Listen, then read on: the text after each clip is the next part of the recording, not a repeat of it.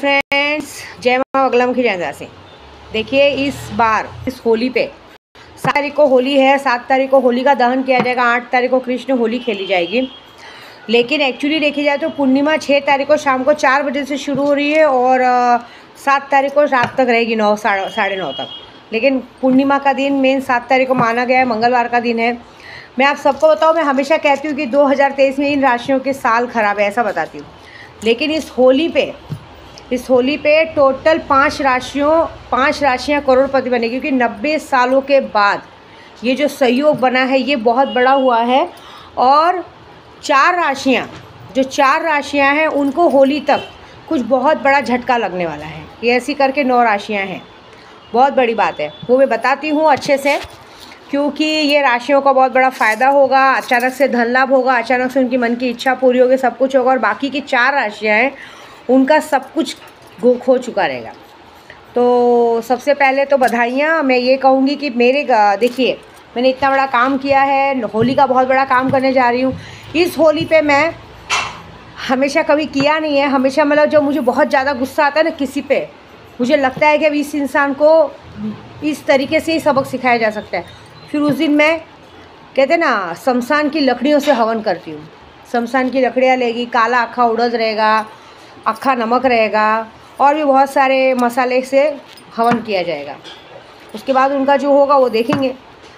तो क्योंकि मैंने कहा था, आप लोगों को याद होगा, जब मेरे सामने चोर आएगा, मुझे पता चलेगा कि एग्जैक्टली मेरी गाड़ी का चोर कौन है, जिसने मेरी गाड़ी का एक्सीडेंट कराने की कोशिश की थी। उसके बाद मैं उसको दौड़ा के मारूंगी। तो मैं कुछ मारूंगी नहीं, मैं जो करूंगी होली की रात को करूंगी। जिस दिन होली दहन होता है उस दिन जो करूंगी वो बड़ा मज़ेदार होगा। तो वो तो चलो काम करूंगी। और दूसरी बात, मैंने कहा ना, मैं जो चाहती हूँ वही होता है। देखिए, आनी तो हमारी शिवसेना की सरकार है। हमारे महाराष्ट्र के सभी लोगों को सबसे पहले विद्या देवी का बहुत बहुत थैंक यू। वो कहते हैं ना, आत्मा माझी सटक ली। तो मेरे पूरे महाराष्ट्र ने दिखा दिया कि अगर बाला साहब ठाकरे के ऊपर अगर बात आती है तो पूरा महाराष्ट्र कैसे एकजुट होकर कैसे तुम लोगों को धूल चटाता है। पूरे महाराष्ट्र ने दिखा दिया कि मालिक मालिक होता है, नौकर नौकर होता है। नौकर कभी मालिक की जगह नहीं ले सकता, मालिक का दिल जीत सकता है। घर का कुत्ता, जो कुत्ते आज की तारीख में नमक हराम हुए ना, उनसे तो अच्छे हमारे घर के कुत्ते होते हैं जो वफ़ादार होते हैं। ये हमारे पूरे महाराष्ट्र ने बताया है। क्योंकि अभी शाम को ही खबर आई है, मैंने कहा था ना, सुबह शाम को ही खबर आई है कि पुणे से लेकर कोल्हापुर तक पूरी सभी जगह राष्ट्रवादी कांग्रेस, हमारे अजीत पवार भाई जी जीत के आए हैं। बहुत बड़ी बधाई। कहते हैं 2009 के बाद राष्ट्रीय कांग्रेस ने झंडा फहराया है। देखिए, असत्य पे, झूठ पे सच की जीत होती है। सच नंगा होता है, थोड़ा लेट आता है लेकिन बड़ा धूम से आता है। जितने लोगों ने जितना पाप करना था कर लिया। अब हमारा काम है, अब हमारा टाइम आया ढोकला, फाफड़ा, जलेबी, ये बड़े बड़े आतंक वाले बॉम्ब से बच के भाकरी और ठेसा खाने का टाइम आया है ना। हमारे महाराष्ट्र को क्या पसंद है? भाकरी और मिर्ची का ठेसा गरम गरम। हम लोग तीखे ज़रूर है लेकिन बड़े अच्छे हैं। पूरे महाराष्ट्र ने दिखा दिया कि हमारे ऊपर जब हम मराठी लोगों की बात आएगी ना, हम महाराष्ट्रीयन लोगों के हिंदुत्व की बात आएगी ना, तो तुम जैसे गांडा भाई को भगाने के लिए हम लोग को 2 मिनट नहीं लगेगा। ये बहुत अच्छा सबक दिया है और आगे भी होने वाला है। यही जज्बा हमें 2024 में दिखाना है कि अगर हमारे सामने रहना है तो झुक के रहो। झुक के आओगे तो प्यार से अंदर लेंगे, क्योंकि हम किसी का अपमान नहीं करते, मेहमानों का। लेकिन अगर हमारे बीच में फूट डाल के आओगे, हमारे लोगों के बीच में फूट डाल के घुसने की कोशिश करोगे ना, तो हम तुम्हें कहीं का नहीं छोड़ेंगे। ये बात पूरे महाराष्ट्र ने प्रूफ की आज। बहुत बड़ी बात है। बहुत बहुत शुक्रिया। आज कहते हैं ना, बाला साहब ठाकरे भी ऊपर से देख के खुश हो रहे होंगे कि जिस के लिए मैं इतना लड़ा, जिन लोगों को मैंने सिखाया, वो लोग आज हमारी लाज रख रहे हैं। ऐसी बात है। और बाकी लोगों के लिए तो क्या बोलना। मैं चाहती हूँ, गुवाहाटी में तो मेरी ही जगह है, मैं अपने गुरु को फ़ोन करूँ क्या? हमारे सिरोमोई होटल है, बुक करवाऊँ क्या होटल? थोड़ा घूम के आओ, क्योंकि यहाँ तो भी चुल्लू भर पानी भी नहीं है नाक छुपाने के लिए। क्या कर सकते हैं? अभी तो शुरुआत है, अभी फैसला नहीं हुआ है सुप्रीम कोर्ट का, अभी तो होगा। अभी तो हमारी लड़ाई बाकी है, अभी तो विद्या देवी की लड़ाई बाकी है। होली तक मज़ा देखो। मैं तो यही बोलूँगी अपने उद्धव भाई को, आदित्य भाई को। देखो, वो तो मुझे जानते भी नहीं है, शायद तो मेरी वीडियो देखते होंगे तो सोचते होंगे कौन है लेडीज़ जिसको हमसे इतना लगाव है कि मैं बिगर पैसों के। देखो, हर जगह पैसे नहीं देखे जाते, देश के लिए भी कुछ किया जाता है। जब कोरोना काल था ना, तभी भी मैं डेली हवन करके मैंने अपने देश को बचाया है कि कोरोना नहीं आए, क्योंकि हम नहीं निकल पाएंगे। मैं सोचती थी मेरा बच्चा आएगा तो खेलेगा किसके साथ। ऐसे ही तो मैंने पहले भी कहा है कि मेरी उनसे कोई जान पहचान नहीं, लेकिन मैं जैसे एक होता है ना, एक आदमी का इम्प्रेशन होता है कि मेरे को इसके जैसा बनना है, तो हमेशा से मेरे अंदर ऐसा था कि मुझे बाला साहब जैसा बनना है। तो मैं हमेशा उनका इंस्पिरेशन लेके अपना आगे बढ़ी, क्योंकि मेरे अंदर एटीट्यूड, गुस्सा, सब कुछ बहुत है। तो बस यही बात है। तो हम अब बस आप तैयारी कीजिए। आदित्य भाई, आप याद रखिएगा 2024 के माननीय प्रधानमंत्री जी आप होंगे। ये विद्या देवी कह रही है अपने यूट्यूब पे, और 2024 तक मैं करूँगी। मैंने आज तक दहिसर में, शायद मुझे आपको पता नहीं होगा, विनोद घोसलकर जी, अभिषेक घोसलकर जी और अभी उनकी बीवी रेखा घोसलकर, आज कम से कम 15-20 सालों से शिवसेना ही राज कर रही है दहिसर पे। किसी माई की लाल की हिम्मत नहीं हुई, उन सबके पीछे हमारा हाथ है। हम लोगों ने हमेशा पूजा की, मैंने तो की है। तो ये वादा आपसे ज़रूर है कि जीत का पलड़ा तो हमारा ही लहराएगा और लहरा के रहेगा। मुझे किसी लोगों पे हंसी आ रही है दहिसर में, ऐसे कुछ लोगों पे, नाम नहीं लूँगी, कि जब पता चला कि शिवसेना ही भारी पड़ने वाली है तो बीजेपी छोड़ के शिवसेना में आ गए। अब लेकिन शिवसेना में आए, लेकिन ऐसे लोगों के साथ आए जिन लोगों को तो अभी कोई फ़ायदा नहीं है। तो ये जो बार बार पार्टी बदलने का टाइम हो गया, तो अब कहाँ जाएंगे मुझे ये देखना है। देखिए, हमारे लिए सब पार्टी एक ही, हम किसी से नफरत नहीं करते, लेकिन एक बात ज़रूर है कि हमारे लोगों का अपमान किया गया, बस इसके लिए हम लड़ रहे हैं कि हमको किसी से कोई लेना देना नहीं है। बात हमारे बड़ों लोगों की लड़ने की, क्योंकि अगर हर कोई हमारे मान सम्मान पे, हमारी इज्जत पे अगर हाथ डालेगा तो उसका हाथ तोड़ने का दम तो हम रखेंगे। क्योंकि हमारी प्रॉपर्टी, हमारा नाम एक सरनेम होता है, वो सरनेम, हमारा किया वो मेहनत, वो हमारी मेहनत का है। ऐसे कोई भी ऐरा गहरा आके नौकर वोकर आके उठा के लेके जाएगा, थोड़ी ना चलता है ऐसा। अभी आज ये विद्या देवी इतना बड़ा यूट्यूब चलाती है, ठीक है, कल मेरे हाथ के नीचे के लोग अगर आके यूट्यूब छीनेंगे, मेरे बच्चों से प्रॉपर्टी छीनेंगे, पैसा छीनेंगे, तो ये तो इज्जत लेने वाली बात हो गई ना, नंगा करने वाली बात हो गई, कपड़ा उतारने वाली बात हो गई। तो भाई, अगर आप हमें नंगा करने आएंगे तो आपके भी घर में तो लोग बैठे ना नंगा करने के लिए, हम उनको नंगा करेंगे, क्या फ़र्क पड़ता है। प्यार और जंग में सब जायज़ है, सब चलता है, कोई मजाक की बात नहीं, ऐसी बात है। देखिए, मैं एक बात बताती हूँ, एक राजा और भिखारी में एक फ़र्क बताती हूँ। एक राजा होता है ना, उसको कभी भी पैसों का लोभ नहीं रहता, वो लोगों में बांटता है, उसे फ़र्क नहीं पड़ता है, वो उसको आता है कैसे रहने का। एक राजा के पास अगर पैसा, अगर समझो राजा का, समझो, छोड़ो मेरा पकड़ो, जैसे अगर मैं विद्या देवी, अगर मुझे किसी ने भी 10 लाख रुपया दिया ना पूजा पाठ के लिए, तो विद्या देवी पहले 5 लाख रुपया सेव करेगी, ज्वेलरी लेके, ये सामान लेके, वो लेके, या और दूसरी बात, फिर जो पंडित उसके साथ जुड़े उनको पैसा देके सेव करेगी कि आगे के लिए मुझे काम आएंगे। और जो ज्वेलरी या पैसा लेके रखा है वो उस तरह को काम आएगा कि भगवान अगर कभी इमरजेंसी पड़े तो वो चीज़ें काम आएगी। लेकिन प्रपोज अगर अभी मेरे हाथ के नीचे जो लोग सीखते हैं, हाजिदा, विशाखा बहन, स्नेहा, सुनीता, जो भी सीखते हैं, सुनीता का तो छोड़ दो, अगर अभी इन लोगों को दे दिया जाए वही 10 लाख रुपया, तो क्या करेंगे मालूम है? 2 दिन में कपड़े खरीदेंगे, शॉपिंग करेंगे, पार्लर जाएंगे, इधर जाएंगे, उधर जाएंगे, स्वाहा। ये होता है फ़र्क। मैं एक बात बता रही हूँ, सॉरी जिन लोगों का नाम लिया भाई, बुरा मत माना, सैंपल बताना था। तो ये होता है फ़र्क बड़े और छोटों में, क्योंकि छोटों ने कभी पैसे देखे नहीं रहते, तो वो पाए और पहले अपनी खुशियाँ।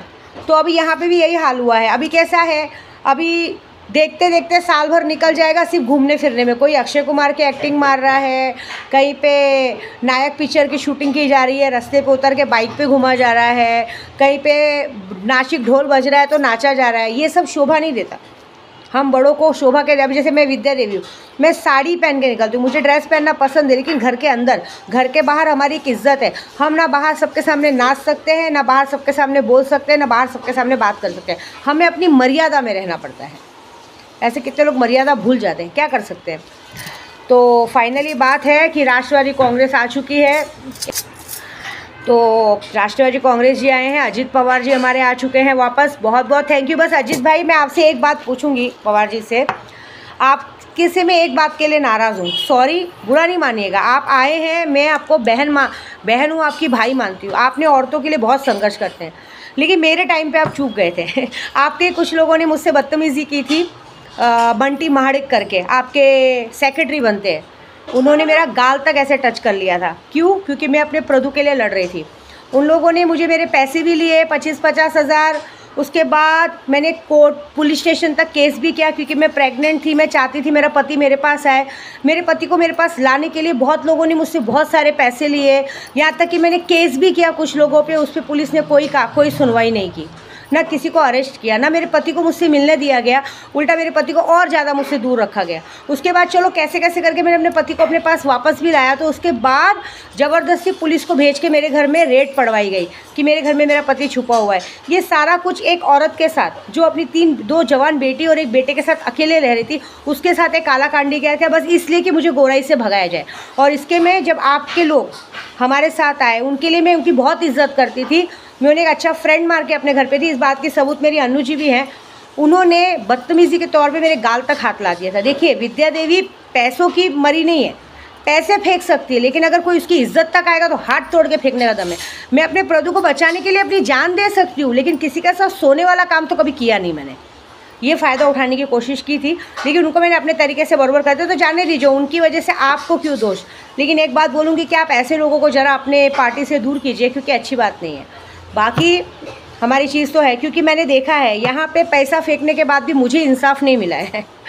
मुझे नशा देने वाले आराम से घूम रहे हैं, मुझे परेशान करने वाले आराम से घूम रहे हैं, लेकिन तो भी मैं आप लोगों का साथ दूंगी, क्योंकि मुझे मेरे पूजा पाठ पे पूरा भरोसा है। मेरे पूजा पाठ पे पूरा दम है कि मैं लोगों की बैंड बजा सकती हूँ, उनको मारण क्रिया कर सकती हूँ। और एक बात याद रखिएगा, 2024 में हमारे सब लोग, हम सबको बोलेंगे, हम लोग ने प्रण लिया है कि 2024 में मुख्यमंत्री नहीं, हमारे आदित्य जी प्रधानमंत्री बनेंगे। और उसके बीच में अगर जो आएगा, अगर एक बार मारण क्रिया भी करना पड़ा तो मैं पीछे हटने वाली नहीं हूँ।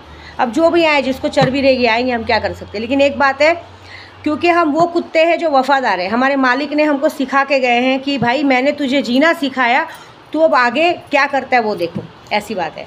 तो चलो, ये बात तो हो गई। अब है राशियाँ। जैसे कि मैंने कहा है कि कुछ 5 राशियाँ खराब है 2023 में, लेकिन उनमें से 4 राशियाँ बहुत बेकार है, जिनको होली तक बहुत बड़ा झटका लगने वाला है। उनका बहुत बड़ा नाम खराब होने वाला है। कैस हो सकता है उन पर बहुत बड़ा केस हो जाए, पब्लिकली मार खाएं, कुछ भी हो सकता है। तो ये जो पहले खराब राशि बताते हो, अच्छी बात तो बाद में। खराब राशि में है कुंभ, मीन, और एक तुला राशि है, और एक वृश्चिक राशि। ये 4 राशि पता नहीं क्यों, इसके पीछे तो भगवान शनिदेव पड़ ही गए हैं। और होली के रात उनके साथ जो होगा वो तो शायद ऊपर वाला ही उनको बचाए तो बचाए, कोई नहीं बचा सकता। एक बहुत बड़ा एक्सीडेंट हो सकता है, बहुत बड़ा नाम खराब हो सकता है, बहुत बड़ा केस हो सकता है, उनके हाथों से ऐसा कुछ गलती हो जो बचा नहीं सकते।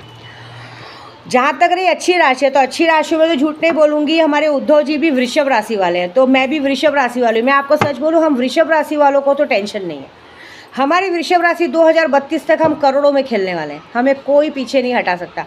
तो अच्छी राशियों में जो 5 राशियां हैं जो 90 साल के बाद करोड़पति बनेगी, वो है मेष, वृषभ, मिथुन, सिंह और कन्या राशि। ये 5 राशियां ऐसी हैं जो इस होली तक, होली के बाद, मतलब होली की रात को उनका सहयोग ऐसा खुलेगा कि आने वाले 2028 तक उन्हें कोई पीछे नहीं कर सकता। करोड़पतियों में गिनती होगी उनकी, मतलब नाम, पैसा, दौलत सब उनके कदमों में रहेगा। तो इन नामों में आते हैं हमारे उद्धव जी, क्योंकि उद्धव जी का भी राशि वृषभ है। तो भाई आप बिल्कुल टेंशन मत लीजिए कि मैं आपका पूरा नाम लेना शोभा नहीं देता, आप मेरे भाई हो, आप बिल्कुल टेंशन मत लीजिए। बदनामी होती होने दीजिए, जब तक हमारा नाम बदनाम नहीं होगा तो आगे कैसे बढ़ेंगे। मेरे गुरु मुझे कहते थे, मेरे शंकर भाई बोलते हैं, दीदी जब तक आपका नाम खराब नहीं होगा तो लोग आपका वीडियो देखेंगे कैसे। वैसी बात है, थोड़ा सा नाम खराब करते, थोड़ा सा आगे बढ़ते, कोई टेंशन नहीं। मुझे पता है जीत आपकी होगी, क्योंकि असत्य पे सत्य की जीत होती है। आपने अपना बड़प्पन दिखाया, आपने सोचा कि हमारे लोग आएंगे आगे तो अच्छी बात है, लेकिन जाने दीजिए, कोई नहीं।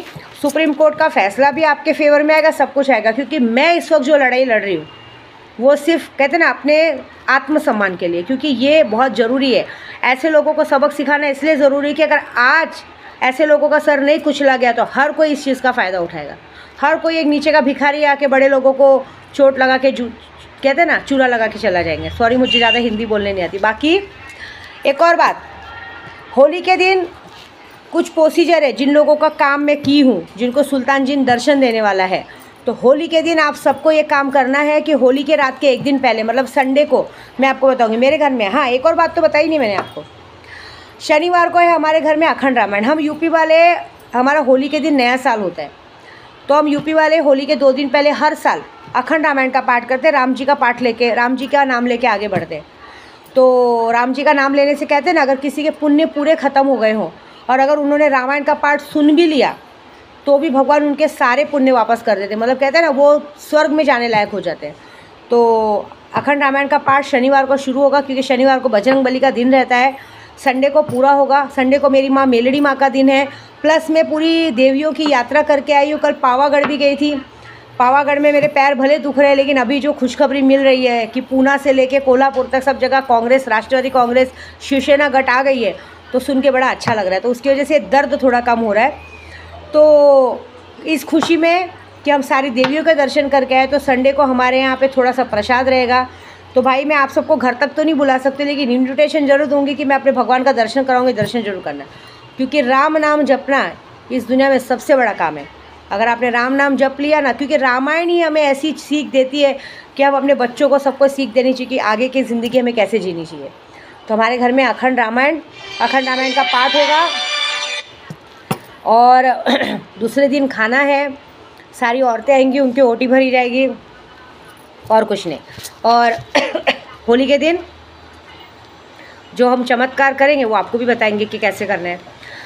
एक और बात, जितने लोगों ने शक्तियाँ ली हैं उनको तो फ़ायदा है, जितने लोगों ने नहीं ली आज भी मौका है, आज और कल का ले लीजिए। फ़ायदे से पीछे मत हटिए, क्योंकि ये फ़ायदा 90 सालों में एक बार मिल रहा है, उसके बाद नहीं मिलेगा। जय माता दी।